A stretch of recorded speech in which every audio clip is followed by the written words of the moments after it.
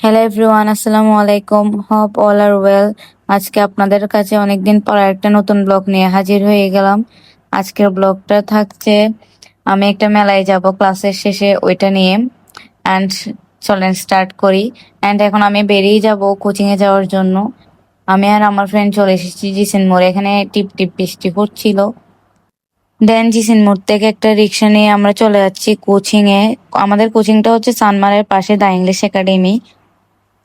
Coaching এ এসে একটু waiting রুমে বসে কিছুক্ষণ ওয়েট করে ক্লাস এ ঢুকে তারপর ক্লাস শেষ করে আমরা মেলার জন্য বেরিয়ে গিয়েছি। বের হয়ে যাওয়ার টাইমও বৃষ্টি ছিল।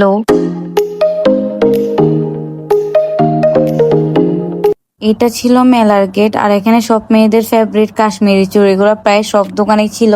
সবচেয়ে বড় দোকান ছিল এটি। এখানের মধ্যে বড় বড় টাইপের ঝুমকা, কানের দুলও ছিল, যেগুলো অনেক বড় বড়, দেখতে অনেক সুন্দর লাগতেছিল। যেরকম পাকিস্তানি মেয়েরা পরে এরকম ওইগুলো আর কি, যেগুলো এখনো মেয়েরাও খুব অনেক বেশি পছন্দ করে। এরপর অনেক গোল্ডেন কালার ওয়াচ ছিল রেগুলার ইউজের জন্য, স্মার্ট ওয়াচও ছিল। আর একটা পাকিস্তানি জুতার দোকান ছিল, যেখানে জুতাগুলো পাকিস্তানি টাইপের, ওরা পাকিস্তানের ফ্ল্যাগ এন্ড বাংলাদেশের ফ্ল্যাগ লাগাই রাখছিল। আর এখানে অনেক খেলনার দোকানও ছিল, অনেক টাইপের জুতার দোকানও ছিল ওইটা ছাড়াও। এন্ড অনেক জুয়েলারি শপ ছিল, কাপড়ের দোকান ছিল। এখানে দেখতেছেন চুড়ি, ব্রেসলেট, আন্টি, সব টাইপের জিনিস আছে যেগুলো অনলাইনে ভাইরাল, যেগুলো আমরা মোটামুটি এখন অনলাইনে দেখি। আর এটা ছিল ক্লাবের ভিতরে, ক্লাবের বাইরে অনেক দোকান ছিল।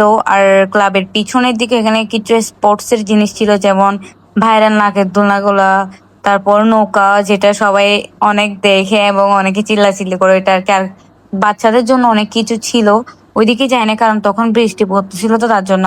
আর এখানে অনেক সুন্দর সুন্দর রিং ছিল 100 থেকে 50 টাকার মধ্যে। আর আমি আর আমার ফ্রেন্ড গেছিলাম, মানে ক্লাসের পরে আর কি, আমি আর আমার ফ্রেন্ড দুজন চলে গেছিলাম। এরপরের দিন আমরা গেছিলাম সবাই ক্লাসে সবাই মিলে।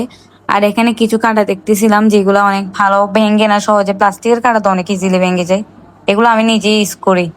অ্যান্ড এখানে অনেক টাইপের দোকান ছিল, এখানে ব্যাগের দোকান ছিল যেগুলো কলেজে আপুরে নিয়ে যায়। মানে প্রায় সব জিনিসই মেলাটাতে ছিল।